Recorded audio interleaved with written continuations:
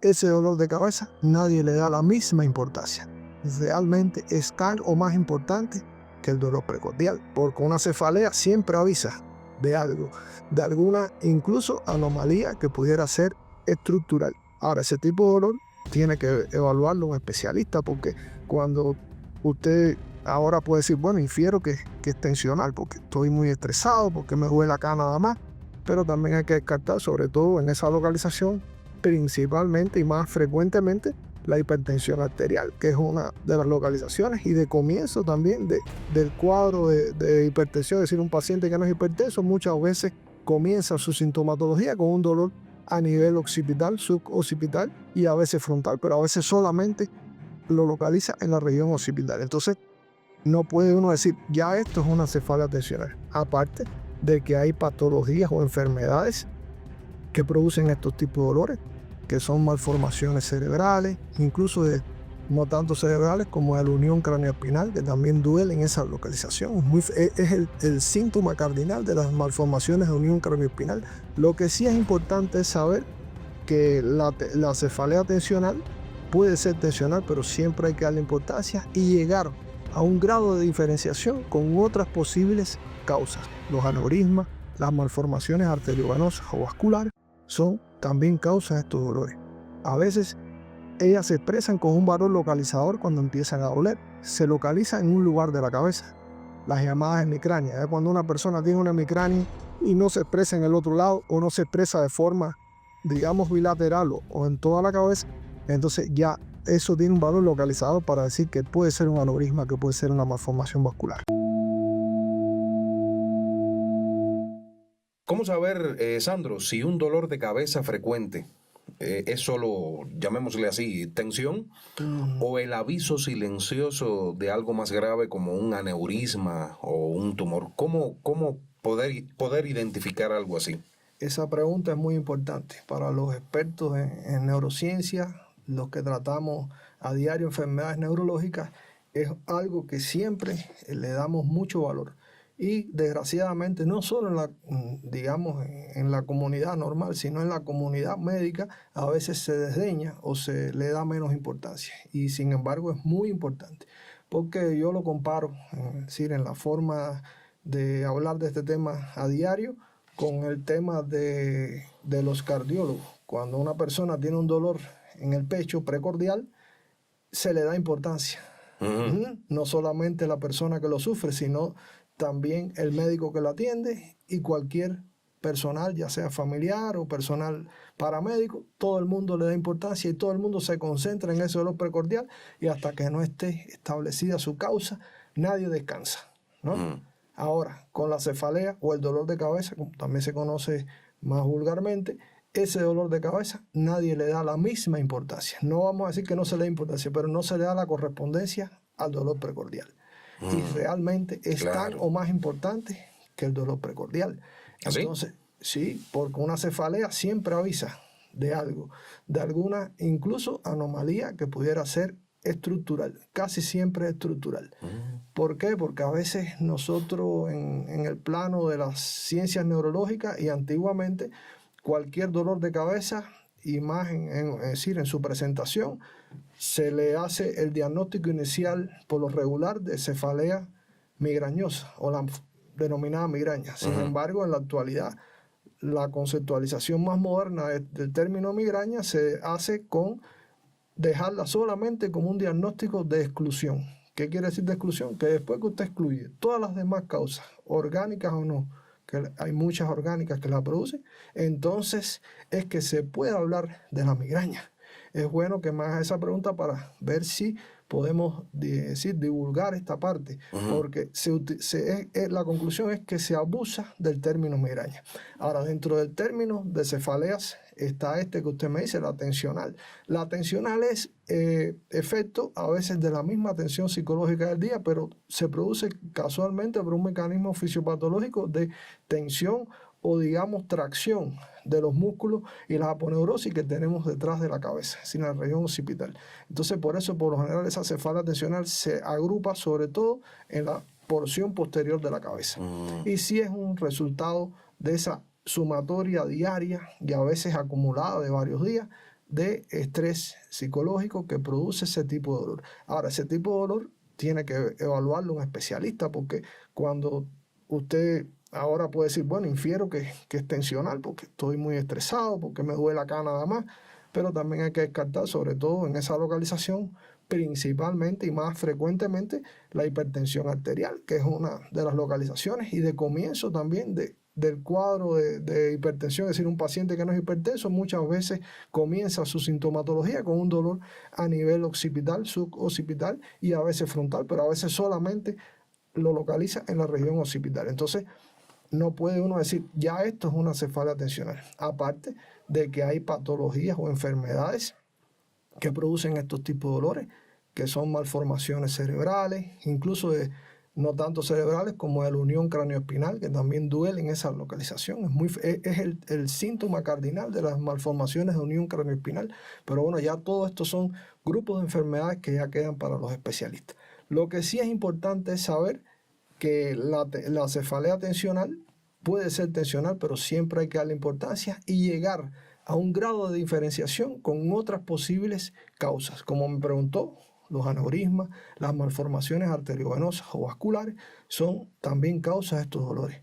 A veces ellas se expresan con un valor localizador cuando empiezan a doler y puede ser indicador de esto que sea, es decir, una cefalea que no se te produce en un solo día, que vaya más de 2 días, 3 días, se va acumulando, se produce por varios días y que se localiza en un lugar de la cabeza, las llamadas hemicranias. Ya cuando una persona tiene una hemicrania que solamente se refiere a un lado y no se expresa en el otro lado, o no se expresa de forma, digamos, bilateral o en toda la cabeza, entonces ya eso tiene un valor localizador para decir que puede ser un aneurisma, que puede ser una malformación vascular. O sea, si un dolor, por ejemplo, tengo un dolor aquí y ese dolor se me está manteniendo en el mismo sitio durante 2, 3 días, ese podría ser un aneurisma. Es un valor localizador. Se considera así, un signo localizador o valor localizador. Es decir, es una alerta. Incluso en las terminologías un poco menos modernas se conocía como cefalea de aviso o cefalea centinela. ¿Por qué centinela? Porque está la guardia ahí o el centinela diciéndote que te preocupes porque ahí puede haber algo, ¿no? Ya eso en la parte clínica, pero bueno, ya estamos en la modernidad. Entonces en la modernidad lo que suele la persona es interesarse si ya tiene molestias o tiene preocupación, ir a ver a un especialista. En este caso, los especialistas que trabajamos en las neurociencias. Y cuando lo vea el especialista, él va a saber que esa es la posibilidad que tiene de diagnóstico y va a tratar de fundamentarlo. Entonces ya cuando uno tiene un tipo de dolor como ese, ya la fundamentación principal, para la redundancia, es realizar un estudio de imagen, sobre todo contrastado. ¿Por qué? Porque la mayoría de estas causas peligrosas, que la población incluso conoce como nocivas o mortales, son los aneurismas, las malformaciones vasculares, que una malformación con un comportamiento isquémico produce problemas, pero cuando hay un comportamiento hemorrágico, que hay un sangrado, un sangramiento importante, puede dar al traste con la vida. Y entonces eso genera preocupación. Y entonces cuando llega al especialista en la neurociencia, él va a tomar una de las primeras conductas, o la primera conducta que debe tomar es realizar un estudio de imagen, preferiblemente contrastado, y entonces determinar que ese paciente, ese enfermo, no tiene una enfermedad de este tipo vascular, y entonces se concentraría en tratar de ir estudiando las otras posibilidades diagnósticas hasta llegar al diagnóstico. Y como le decía, volviendo al principio de la pregunta, si ya no tienes ningún diagnóstico posible, porque ya agotaste todos los medios diagnósticos, todas las formas de escanear esa cefalea, entonces es que puedes decir que tiene una base para una cefalea migrañosa, ¿sí? Para plantear ese diagnóstico. También hay otros elementos, pero ya sería otra exposición del tema acerca de la migraña, que también pueden hablar a favor de que sea una migraña, pero sobre todo queda en el concepto que le dije al inicio. Es un diagnóstico de exclusión. Hay que excluirlo porque los demás diagnósticos, si no los tienes en cuenta y no los diagnosticas, puede llevar seriamente a complicaciones o incluso a darle al traste o a la vida de ese paciente. Así que por eso es la importancia que reiteramos en el valor, sí, nosotros los médicos decimos el valor semiológico, ¿no? En la expresión de ese dolor, ¿no? Hay que agotarlo hasta el final, es llegar a escudriñarlo y hacer un diagnóstico relacionado con algún daño estructural. ¿Qué le digo? Ya personalmente, en mi experiencia personal de unos cuantos años, siempre hay una causa de la cefalea, siempre hay una causa del dolor. Nunca aparece un dolor de cabeza que no pueda usted como profesional estimar su causa. Siempre existe. Eso es para que también a veces el que tiene un poco de dolor de cabeza y oiga esta respuesta, no digamos que se preocupe, pero sí que se interese, porque siempre hay que, aunque usted tenga un dolor de cabeza y haya ido a doctores y no le han hecho todavía un diagnóstico de certeza, se preocupe porque ya le digo, siempre existe una causa. Antes de continuar con la próxima pregunta, ustedes nos van a ayudar muchísimo si nos regalan un like, si se suscriben al canal porque no lo hayan hecho y comparten este video para que más personas tengan acceso al conocimiento de Sandro Pérez, un neurocirujano que hoy nos visita para dar respuesta a estas y muchas más preguntas. Igual, cuando vean el video pueden preguntar en los comentarios. Vamos a estar atentos para que el propio Sandro les pueda responder. Cada vez más personas sienten niebla mental, olvidos, desorientación, en fin. ¿Esto puede ser un signo precoz de una enfermedad neurológica o es simplemente estrés, Sandro? Por lo general, este tipo de problemas ocurre asociado a una base orgánica, es decir, de predisposición de cada ser o cada organismo. No todos somos iguales, no todos tenemos la misma biología y por supuesto tampoco el mismo nivel de tolerancia a ciertas, digamos, hasta podemos denominarlo con ese término, agresiones o cambios del ambiente. En este caso nosotros vivimos en sociedad y la sociedad influye en toda nuestra actividad desde que no solo nos despertamos, sino hasta cuando dormimos, porque a veces recreamos durante el sueño una cierta actividad cerebral que es importante, que a veces se desprecia. Y en ese sueño también integramos estas cosas de la sociedad y de la vida diaria. Entonces, como te decía, este término de niebla mental o neblina mental, que también se utiliza mucho en la actualidad, es decir, en lo que es los medios de comunicación, ese término está asociado a esa base orgánica que te estoy refiriendo. Y por supuesto también puede afectar en menor grado a una persona que tenga menor grado de estrés, menor nivel de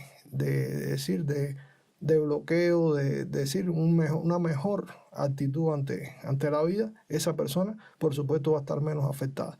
Pero es una condición que se produce de una manera mixta, si no se produce de una sola causa, digamos, por el estrés o digamos porque orgánicamente es una mente más susceptible, sí es una cosa mixta y acumulativa. ¿Por qué le digo acumulativa? Porque eso es una serie de noxas que van agrediendo, es decir, a lo que es el sistema nervioso como tal, y va creando no solamente una base psicológica, sino que hay cambios en la actividad, digamos, cerebral, sobre todo en la neurotransmisión, condiciona la liberación de sustancias de forma mantenida que en un desequilibrio producen este estatus de daño o neblina mental o digamos afectación psíquica, que eso a la postre también daña al organismo. Es decir, cuando eso ya no solamente trasciende en el cerebro, sino que con esa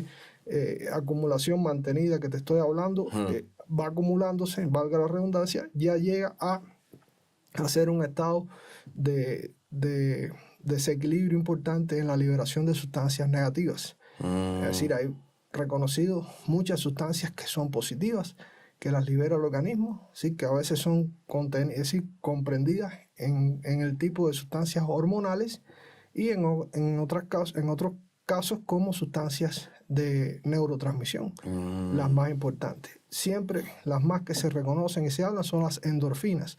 Cuando estas endorfinas no son liberadas de forma suficiente, ese desequilibrio de endorfinas, que es positivo que tenerla en el organismo, lleva a estos estados de digamos, displacenteros, que acumulados estos estados displacenteros hacen que no solamente la persona emocionalmente tenga un desequilibrio, sino que su organismo somáticamente empieza a sufrir.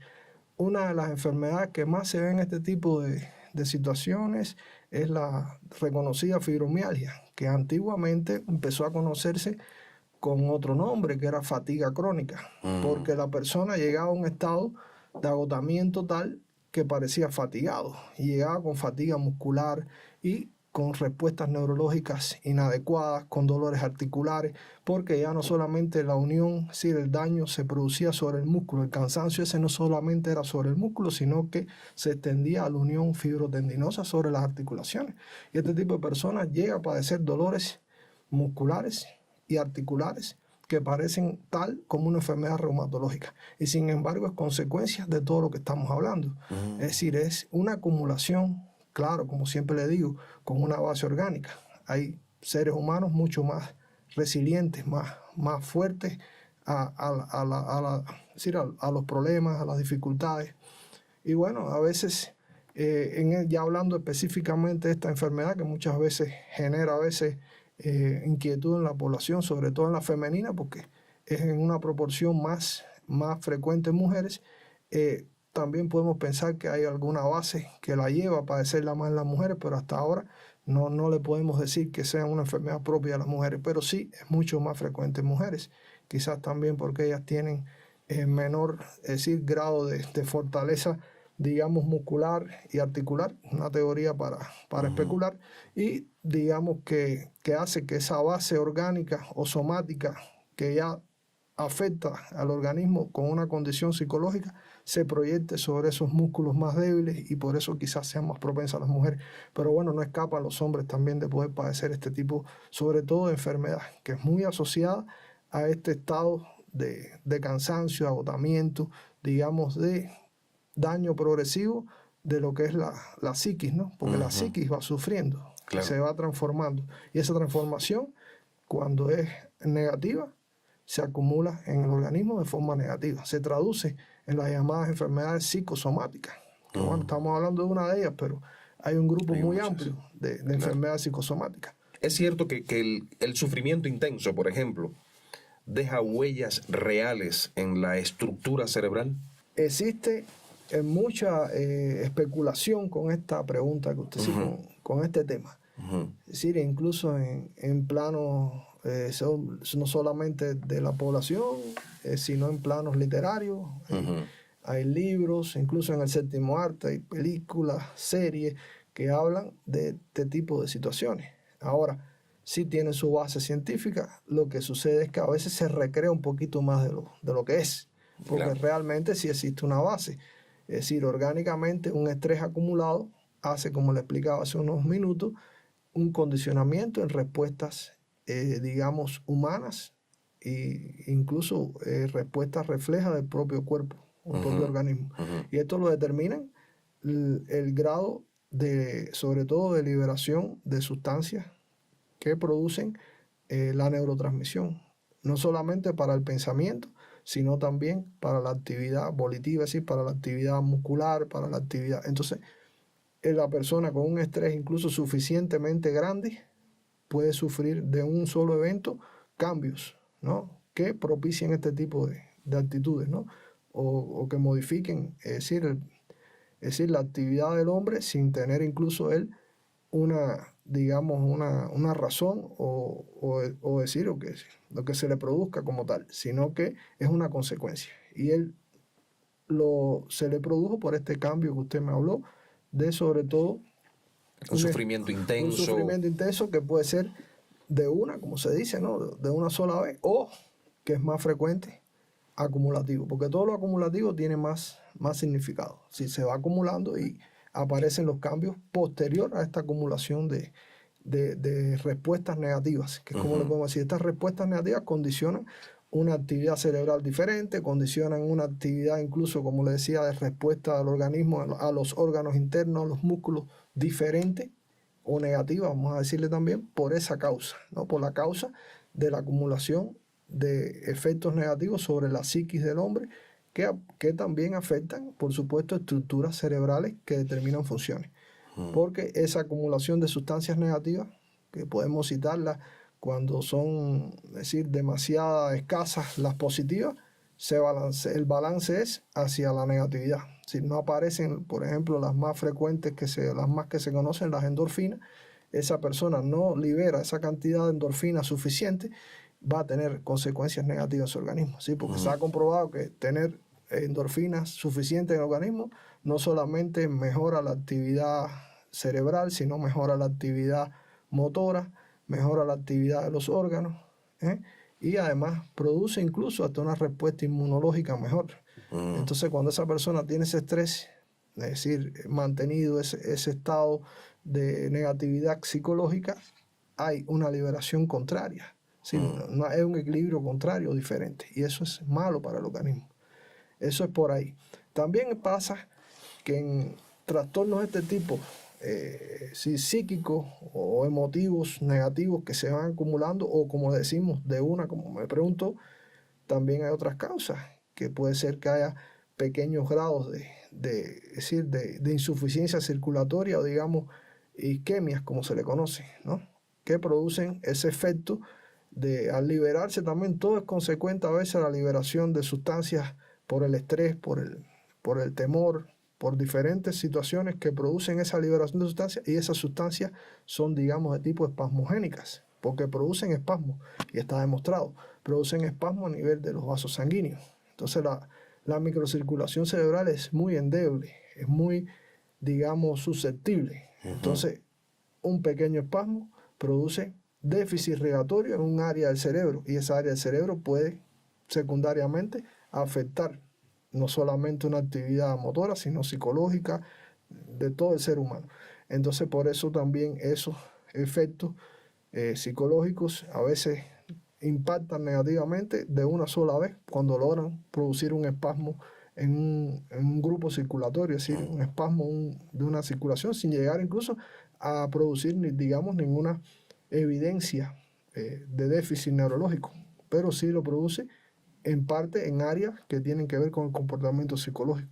De ahí está la base a enfermedades que se producen o aparecen ya en la ancianidad, pero es la acumulación de este problema, ¿sí? Del espasmo continuado y deterioro de la microcirculación cerebral, que produce entonces las llamadas demencias de origen vascular, porque no todas son de Alzheimer, que es la más conocida. Entonces, cuando existe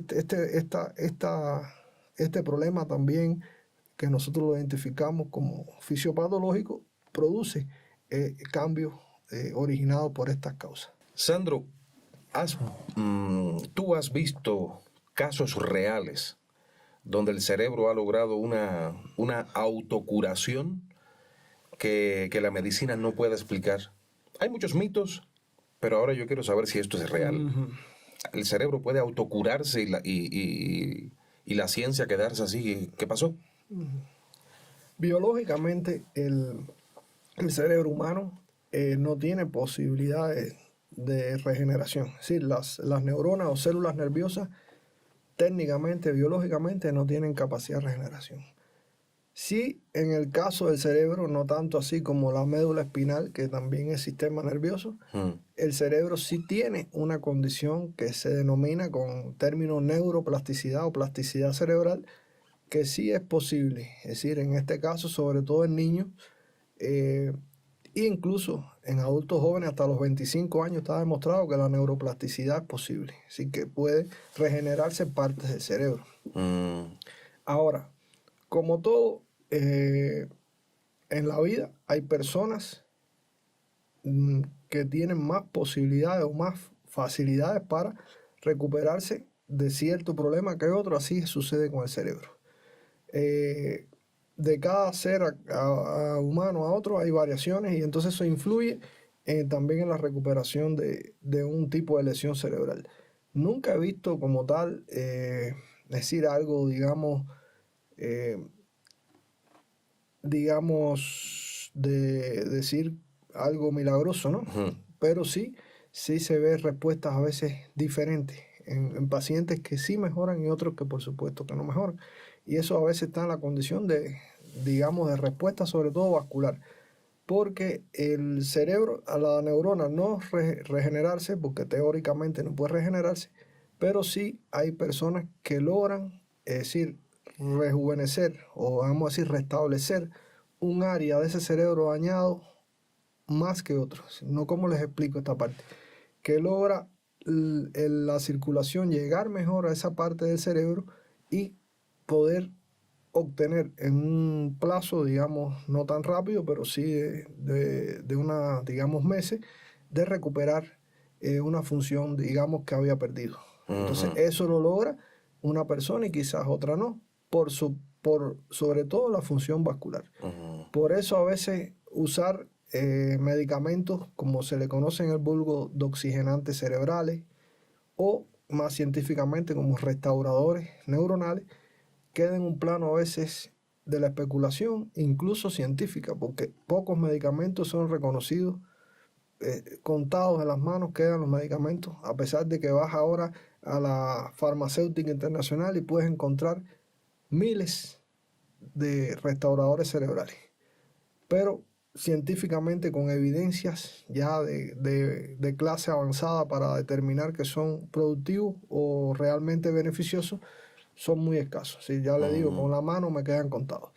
La neurorestauración es prácticamente para los científicos un mito, imagínense para la población general.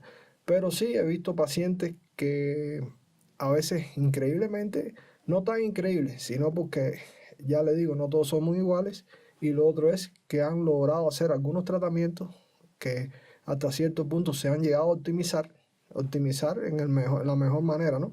Con el mejor neurorestaurador, utilizando, es decir, vasoactivos, utilizando sustancias que estimulan la circulación en esas áreas y se ha logrado mejorar funciones. Es decir, pacientes que a veces uno dice tiene una lesión ya secuelar o post, digamos, un sangrado importante en el cerebro, una isquemia importante, y usted dice, no, ya ese ya no va a recuperarse.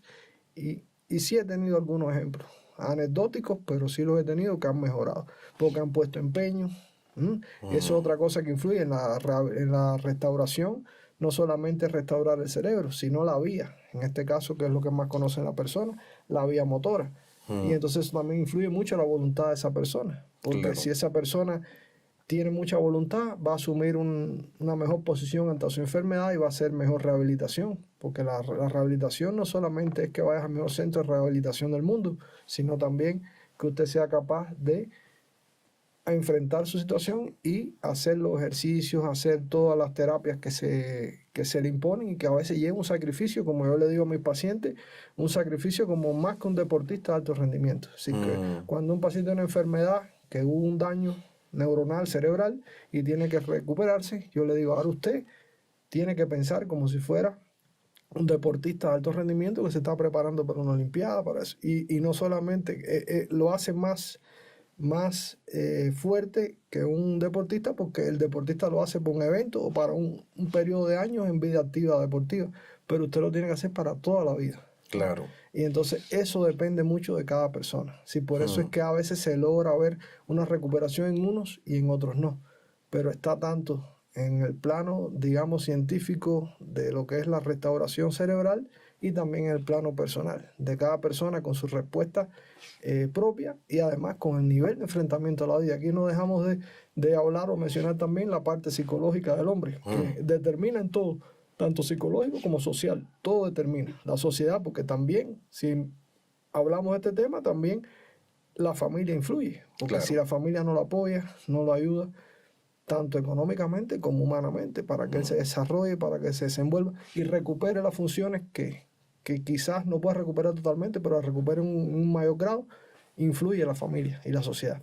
Entonces, es un poco complejo, pero sí existen casos. Pero lo que quiero explicarles es que todo depende de un cúmulo de factores, no solamente un solo factor. La regeneración o restauración cerebral es un poco más compleja, ya le decía, solamente escasos medicamentos y sobre todo señalarles para conocimiento incluso a la población que son útiles en las primeras etapas. Ya después que una persona tiene un daño, digamos, inicial, de más de 3 meses, ya no son útiles los restauradores cerebrales. Es decir, hay que usarlo en el primer mes idealmente, segundo hasta tercer mes. Ya después del tercer mes, el mejor del mundo no es útil. Y ya, por supuesto, ya después de ese periodo, 3 meses al año, una lesión, es decir, con secuela neurológica, como decimos nosotros, ya se considera irreversible. Entonces ya ese daño irreversible es producto también a que se considera el tiempo que tiene el daño y que por supuesto ya con ese tiempo la reversibilidad del problema es imposible. Esto es Vox Populi. Mucha gente lo comenta, lo habla.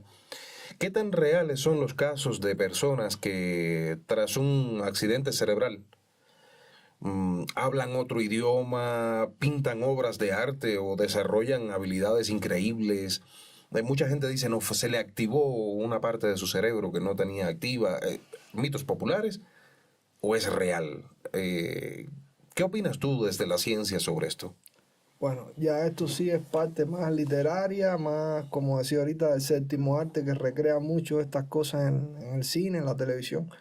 Pero científicamente, aparte de que es improbable, es imposible, ciertamente, ¿no? Porque, ¿qué pudiera suceder? Que algún área del cerebro se activara estando quizás inactiva después de, digamos, un trauma, un evento, sobre todo lo que más se habla de traumas, en este caso craneales, que se describen accidentes de tránsito u otro tipo de accidentes, anóxicos, ¿sí? Porque hay un grado de anoxia importante en el cerebro, que por lo general cuando hay un daño suficiente a una parte del cerebro, ya sea por un accidente, por una anoxia, sí, por la supresión del soporte de oxígeno por un rato que la persona casi esté ahogada, si hay una activación de otras áreas, puede existir. Eso sí es lógico, puede existir, porque no solamente existe un cambio a veces por el mismo trauma en el cerebro, sino que hay una respuesta liberadora, digamos, de sustancias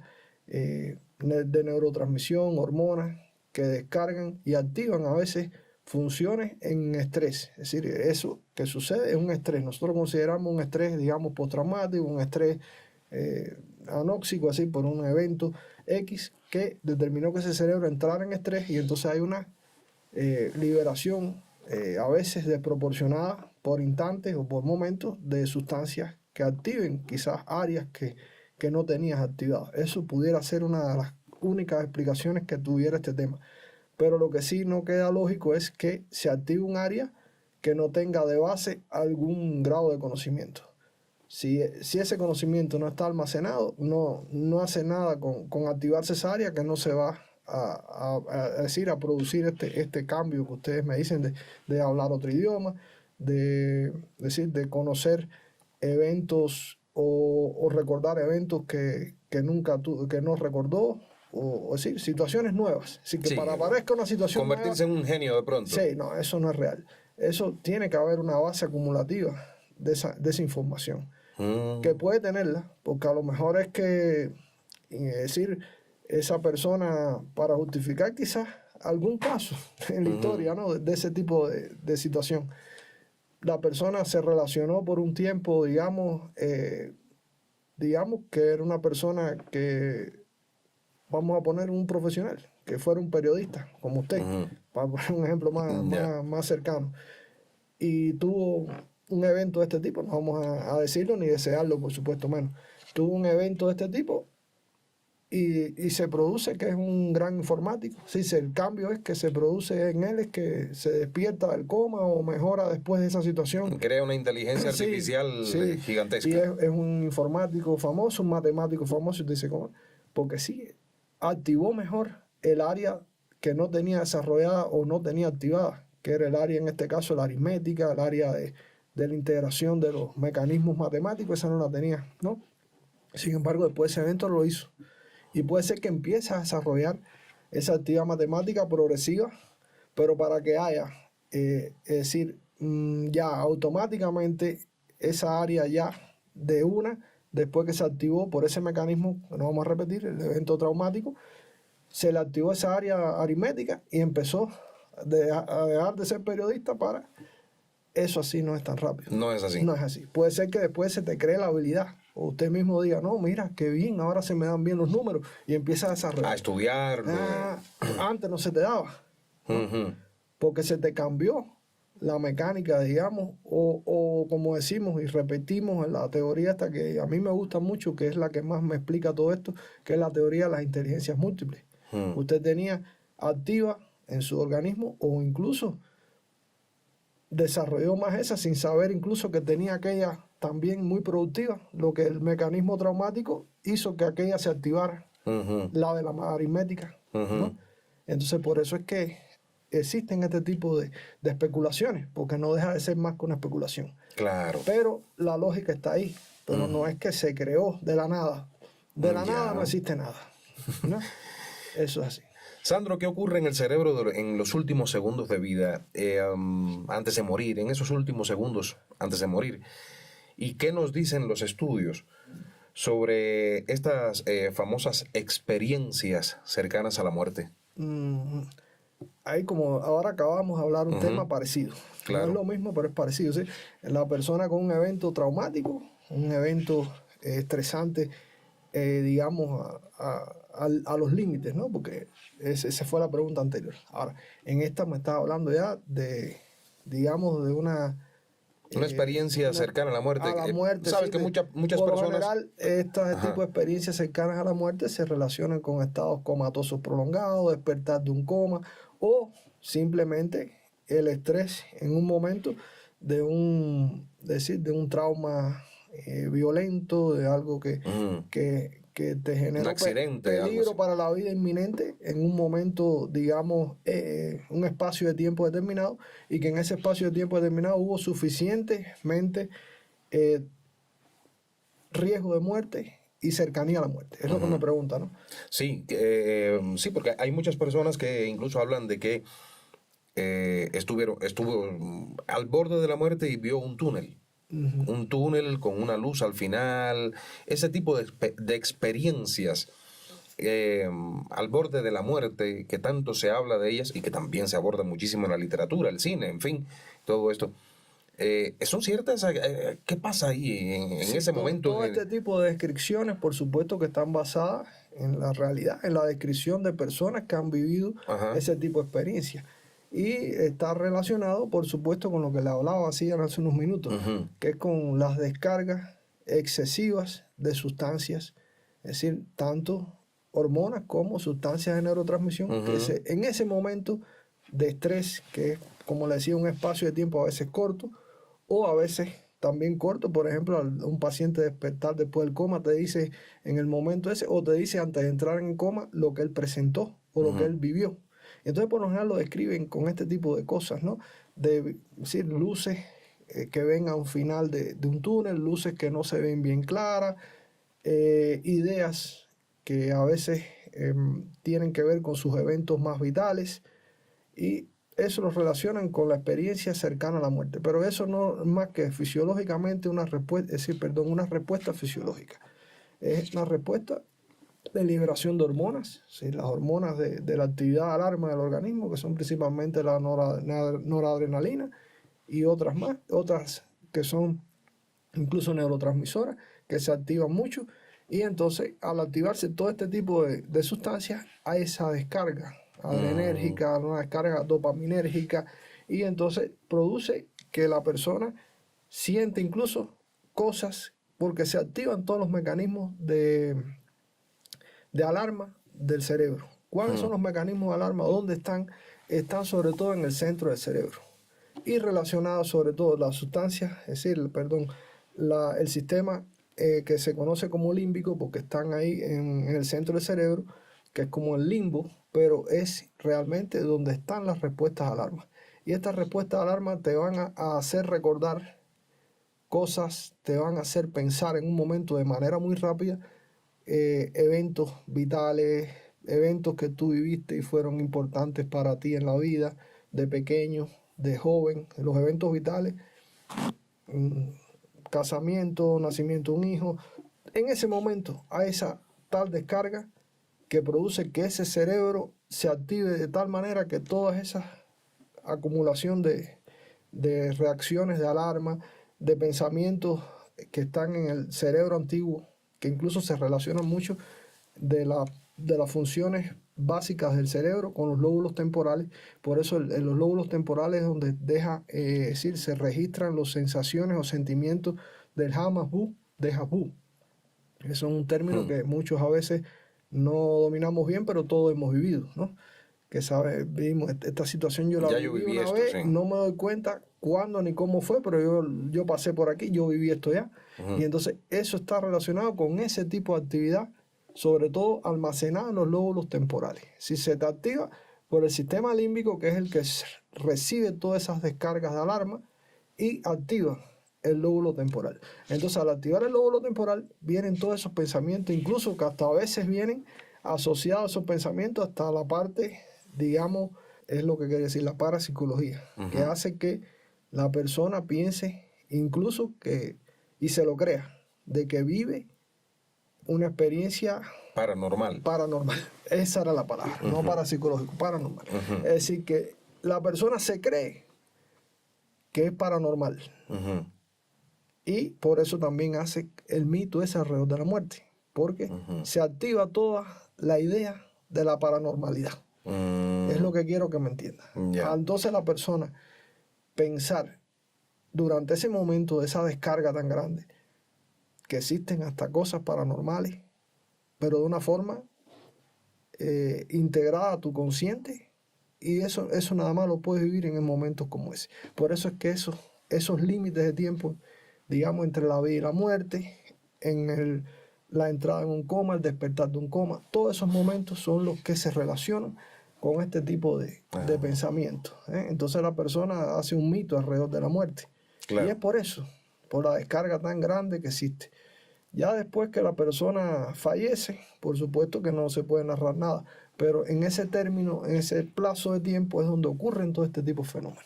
Y está justificado por esa actividad. Eso sí está demostrado. Esa descarga de sustancias, tanto hormonales como de neurotransmisores, es como si el organismo está en estrés, peligro de muerte o situaciones de muerte. Hace como un mecanismo de, como decimos en fisiología, del último cartuchazo, y ese último cartuchazo se va todo para ahí, para activar el cerebro, ¿no? Desde dentro hacia afuera, porque ya le dije que el cerebro este antiguo está en el centro del cerebro, que es el que domina, es decir, el que comprende el sistema límbico y se integra sobre todo con los lóbulos temporales.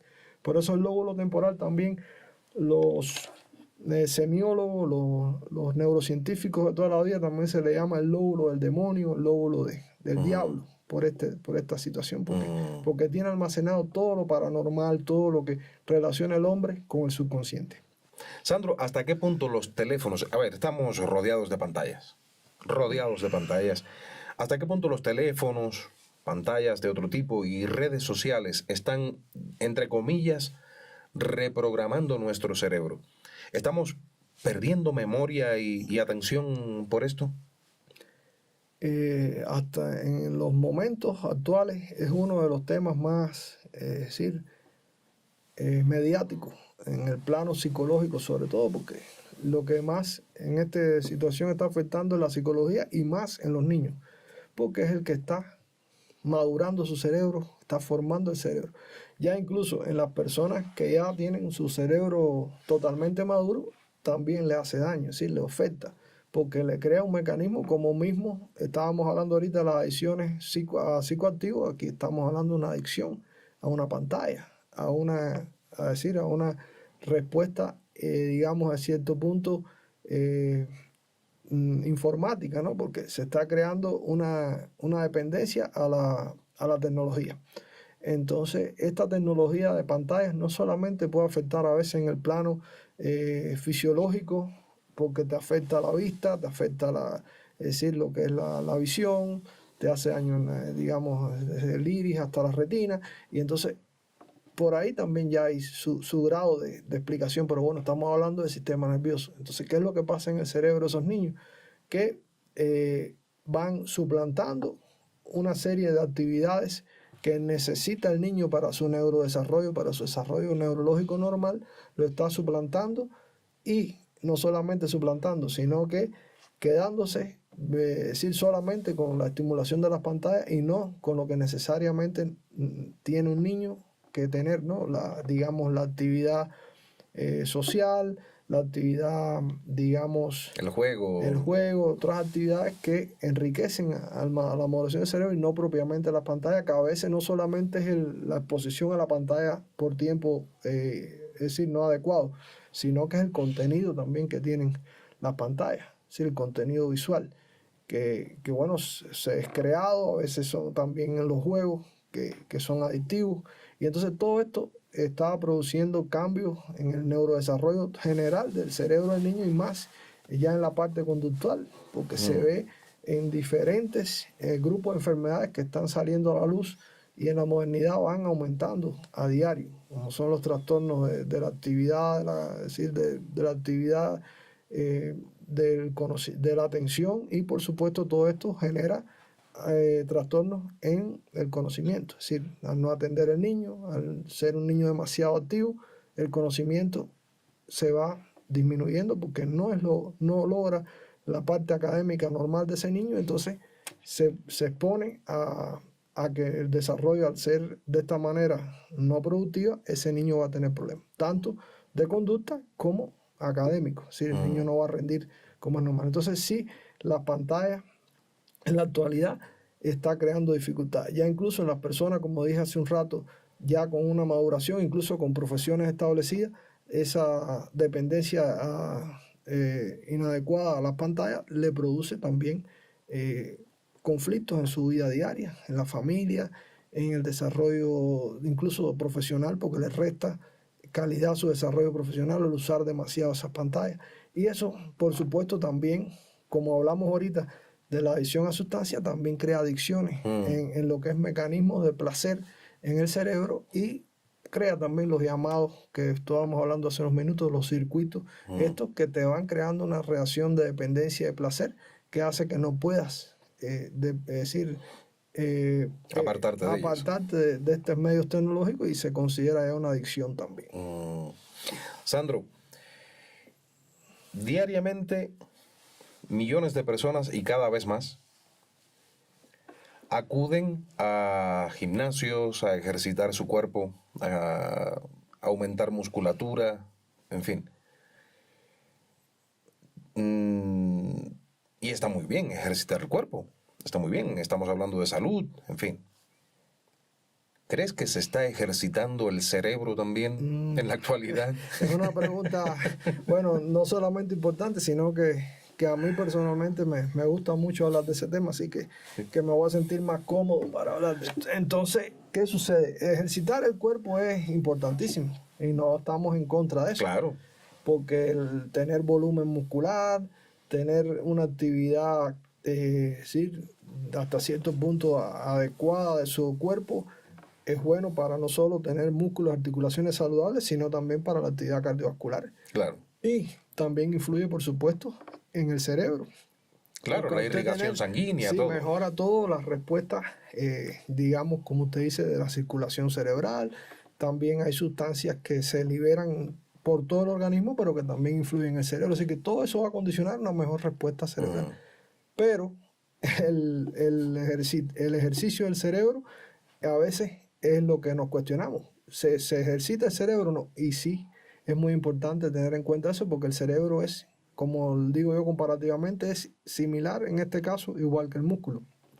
Lo hago no solamente porque tenga grado de similitud, digamos, biológica, pero sí funcional. Si uno no ejercita el cerebro, él se va disminuyendo no solamente sus funciones cognitivas, sino que también con el tiempo, al no tener el metabolismo propiciado por esa actividad de ejercitación del cerebro, el cerebro tiende también a disminuir su grado de tamaño, es decir, y entonces la llamada atrofia cerebral. Hay muchas personas que se preocupan porque se hacen un estudio de imagen y ven su cerebro que le describe el radiólogo que tiene una disminución del tamaño. Dice, tienes atrofia de tal área, o a veces atrofia generalizada. Entonces se preocupa. Con esto no quiero decir solo que ejercitar el cerebro sea la razón principal para que el cerebro esté bien nutrido, esté bien fuerte. Hay otras cosas que condicionan, que influyen en esto. La nutrición es básica, ¿no? Y todo lo demás que hablamos, ejercitar el organismo, es decir, tener en prácticas sanas. Todo esto, por supuesto, que influye, porque el cerebro se nutre igualito que cualquier órgano, cualquier parte del cuerpo. Y de hecho, es uno de los órganos que más demanda del metabolismo general del organismo, es decir, un 20% del metabolismo es bastante. Entonces, cuando lo concentra en un órgano, si dividimos el cuerpo en el porcentaje y usted dice 20% le corresponde al cerebro, es alto. Claro. Entonces, hay que alimentar el cerebro. Así que el corazón bombea toda la sangre del organismo, pero el cerebro recibe entre el contexto de toda la energía y nutrientes un 20%. Así que es grande. Entonces hay que mantener una vida sana, hay que mantener buena nutrición, nutrirse con los alimentos más sanos para el cerebro, que por supuesto son los que son ricos en aminoácidos, poco ácidos grasos, usar las grasas más sanas. Todo esto es bueno para el cerebro, o sea, comer fruta, todo. Entonces hay que ir partiendo de que el desarrollo ontogenético del hombre comenzó mayormente a desarrollarse el cerebro más que los antecesores por la nutrición. Hay que partir de eso. Nunca olvidemos que el cerebro de los homínidos y de los primeros hombres, el Homo sapiens, fueron más pequeños, ¿sí? Sobre todo los lóbulos frontales, se fueron incrementando a la medida que el hombre fue incorporando incluso las proteínas a la dieta. Ahora, con este tema ya sería otro tema de otro conversatorio, porque las proteínas no todas son muy saludables. ¿Sí?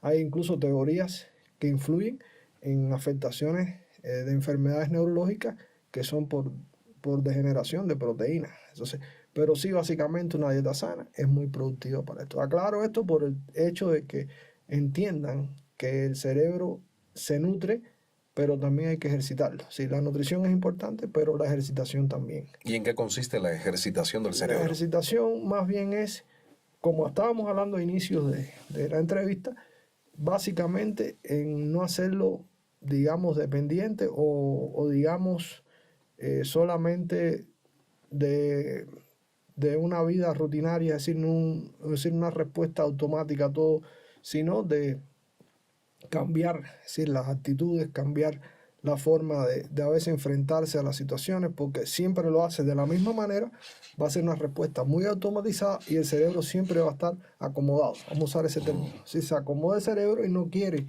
es decir, generar, digamos, ideas, no quiere ser productivo, entonces ya no lo estás ejercitando. Ya eso en sí hace daño. Entonces, ¿qué es lo que se propone? Que el cerebro se active con la misma actividad diaria. Eso sería lo ideal. Ahora, aparte de mejorarlo con la actividad diaria, también se recomiendan opciones, ¿no? Opciones que recomendamos los que conocemos del área, sobre todo en este caso de la neuropsicología, que es la ejercitación es decir, todo lo que sea, digamos, placentero o agradable, primero para facilitarles ese ejercicio, ¿no? Todo lo placentero hay que aprovecharlo. Es decir, oír música, ver una película que te guste, que te desarrolle la forma de decir, que te haga pensar, es la palabra, ¿no? Incluso oír una música no es pero el que le guste, la que no te hace pensar, que la oiga, pero que utilice el razonamiento. El raciocinio es básico para la ejercitación del cerebro. La lectura. Sí, descomponer las ideas, porque tú puedes tener una idea incluso, como le decía ahorita, solidificada, conocida, pero lo que hace es reiterar esa idea todos los días. Pero lo bueno es a veces descomponer esa idea, descomponer el pensamiento, a veces conversar, es decir, en grupo. Por eso la actividad grupal es importante, es decir, tener relaciones sociales y, si es posible, las relaciones sociales, debatir temas, es decir, a veces todo termina a veces hablando en una sociedad de política, pero no debatir otros temas del mundo, sí, que te hagan recrear lo que es la memoria, que es lo otro también que voy a tocar ahora. La memoria, que es la parte, es donde se mide si ese cerebro está ejercitado o no, en la memoria. Muchas personas suelen decir, no, pierdo la memoria muy frecuentemente, y eso es decir, va degradando, ¿no? Va progresando, y la gente no se da cuenta, ¿no? Dice, puse esto aquí, ya no me acuerdo. A pesar de que uno no le da importancia, ya es un signo de alarma, ¿no? Porque dice, se me olvidó o confundí ¿no? Confundí, esto lo puse acá me toca ponerlo arriba de la mesa y lo puse encima del aparador o lo metí dentro del refrigerador, que ya son grados mayores ya de alteraciones de la memoria. Y sucede. Pero eso no viene, es decir, se presenta de una sola vez, eso viene progresando. Entonces, por eso es que le digo la importancia de ejercitar el cerebro. ¿Cómo evitamos esas cosas?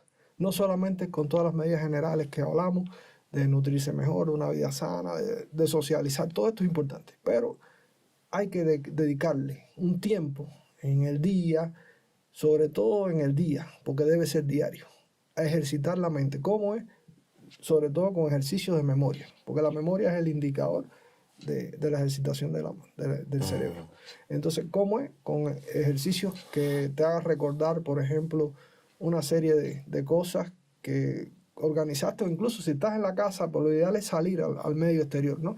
Y recrear un árbol, ahí tengo un banco, y después, o recrear, recordar números, recordar una serie de números que usted puede eslabonar en un grupo de números y decir tal, y después reproducirlo. Esos son ejercicios que parecen sencillos o no importantes, pero son importantes. Eso trata de hacerlo en el día, menos 20 minutos, para no decir 30. Hacer todo eso. Lo otro recomendable, que también incluye ese tiempo de ejercitación de la memoria, son los juegos. A veces, por eso le decía, las pantallas son malas, la tecnología es mala, pero a veces se utiliza para bien. Por eso es que ha surgido, si no, no hubiese surgido esa tecnología, para que las personas lo utilicen para bien. El científico para recrear, si es un ingeniero, un plano de un equipo, si es un médico, una cirugía mejor planificada, un tratamiento mejor planificado. Para eso es la tecnología. El estudiante para aprovecharlo en su escuela, en el estudio, en el desarrollo académico. Y en este caso, en la parte, digamos, del ocio, aprovecharlo positivamente, escogiendo quizás algunos tipos de juegos que ejercitan la memoria. Es decir, que se recomienda incluso en el mundo por neurocientíficos, en muchas partes del mundo, juegos de estrategia, los llamados Tetris, los llamados juegos de estrategia, incluso hasta militares, juegos de estrategia en cualquier actividad, puede ser agrícola, pero que desarrolle una actividad estratégica, valga ronda, así que te desarrolle una estrategia. Como decimos comúnmente, que haga trabajar al cerebro. Y bueno, el Supremo, y en este caso más recomendado, pero bueno, no todas las personas han aprendido durante su vida, por eso es que en muchas sociedades, incluso aquí, he visto en el Ecuador, en el tiempo que llevo acá, que también se estimula el aprendizaje desde edades tempranas del ajedrez. El ajedrez es un juego antiguo, muy antiguo, de no sé cuántos cientos de años ya creado, y sin embargo estratégicamente y matemáticamente uno de los más perfectos. Por eso le digo, dedicar ese tipo de tiempo de ocio, sobre todo a esos juegos. Aparte de todos los ejercicios que les puedo recomendar de ejercitación de la memoria, con salir a un aire, ir al aire libre, recrear un paisaje, recrear un lugar, todo esto es muy, muy, muy productivo. Pero si caemos en esto de la pantalla, utilizarlo en lo más objetivo para la profesión, para el estudio, y en el ocio para esto, aprovecharlo en estos juegos y no jugar tantos juegos que son muy reiterativos. Es decir, los que propician mucha reiteración de comandos de la misma, es decir, la misma secuencia, eso es negativo. Sí, por eso los niños a veces se ponen adictos. Juegos de esto de disparos, juegos de carreras, las mismas carreras de auto, eso es muy reiterativo. Y eso desarrolla, hace un efecto negativo sobre la memoria y sobre el cerebro. Así que eso es negativo para la memoria y para el desarrollo intelectual. Entonces lo que hay es que insistir en las otras cosas y aprovechar a la vez la tecnología, porque no todo es malo con la tecnología.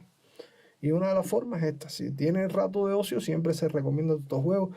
Yo les recomiendo mucho ya a las personas mayores, aunque a veces es difícil, el Sudoku, que es otro de los juegos que te desarrolla la estrategia en las matemáticas. Si está combinando matemáticas con estrategia, es muy superior. Si puede llegar al Sudoku, mejor. Pero el que no, con el Tetris se queda. Pero tratar de llegar a esos más superiores, que te hace como dice uno, igual que al deportista, sacarte la fibra al deportista, aquí te saca la fibra al cerebro. Si te la pone, como dice uno, ejercitar al máximo. Está muy bien el gimnasio, pero no podemos olvidar el gimnasio de nuestro cerebro, para nuestro cerebro. Hay que ejercitarlo a diario. ¿Qué le recomiendas? Ya estamos casi al final de la entrevista, se me ha ido volando. ¿Qué le recomiendas a quienes nos están viendo para que no se conviertan nunca en un paciente tuyo en el futuro?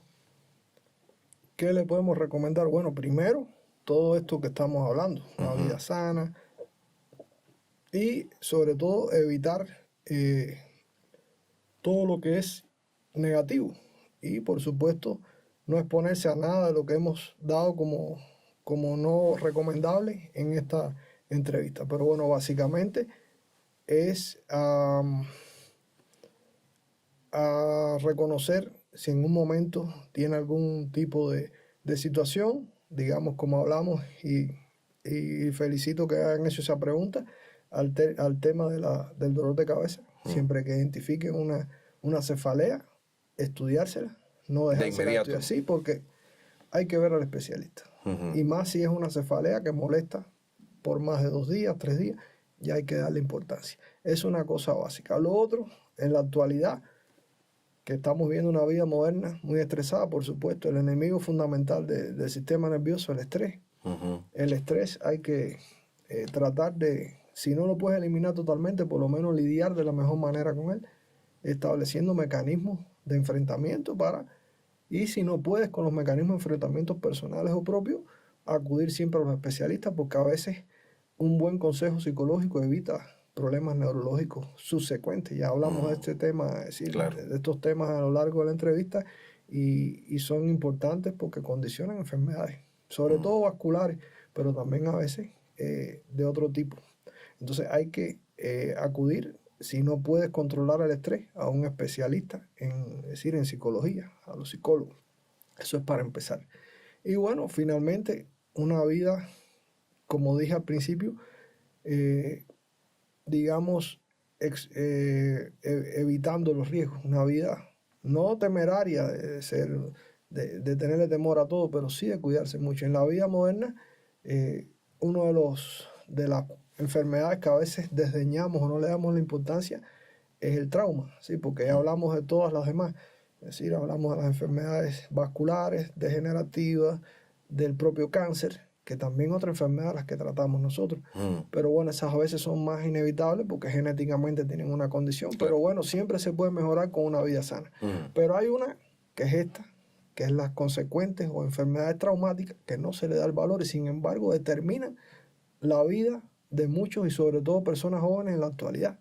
Así que no solamente que producen limitaciones, sino que la mortalidad a veces es alta y por supuesto que nadie quiere que le pase ni a uno ni a un familiar de uno. Claro. Entonces, para evitar eso, lo más recomendable es tener buenas conductas sociales para evitar situaciones de este tipo de traumas graves, accidentes, todo este tipo de condiciones que van a limitar o a dar el traste con la vida de cualquier persona. ¿Cómo podemos hacerlo?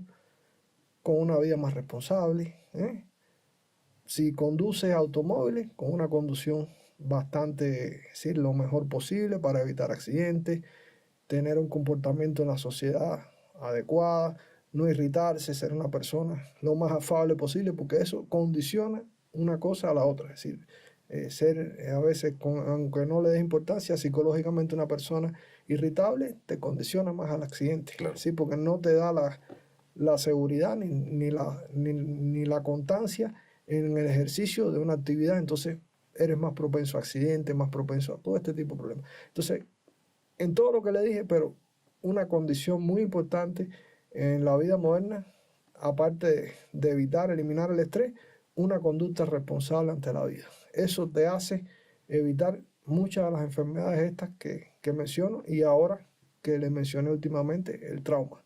El trauma es un enemigo de la sociedad moderna que está a veces, como les decía, muy infravalorada, pero que afecta mucho a muchas personas. Sandro Pérez, neurocirujano del Hospital Pablo Arturo Suárez en la capital ecuatoriana. Un excelente profesional a quien agradezco su voluntad de venir a acompañarme y trasladar sus conocimientos a todos ustedes, donde quiera que nos estén viendo en cualquier lugar del mundo. Tengan en cuenta todo lo que nos ha dicho, porque gracias a eso que quizás no conocíamos y que hoy Sandro nos ha comentado, podemos encontrar soluciones, podemos alargar con calidad nuestra vida y evitar males mayores. ¿No te parece, Sandro? Sí, cómo no. Y es muy valioso que las personas conozcan este tema. Exactamente. Sandro, muchísimas gracias. Espero que en cualquier otro momento que te moleste, que te llame para hablar sobre algún tema específico, te pueda tener nuevamente por acá. Por supuesto, y no es molestia. Sí, ya vemos que son temas no solamente de importancia e interés, sino que producen a veces efectos positivos que la persona nunca supo. Así Porque es. desgraciadamente el cerebro es complejo y mal entendido. Entonces, incluso la población médica, como yo digo, lo entienden mal. Imagínense la población general. Claro, Le es más complejo. claro. Pues entonces, te espero próximamente y a ustedes, como siempre les digo, sean buenos.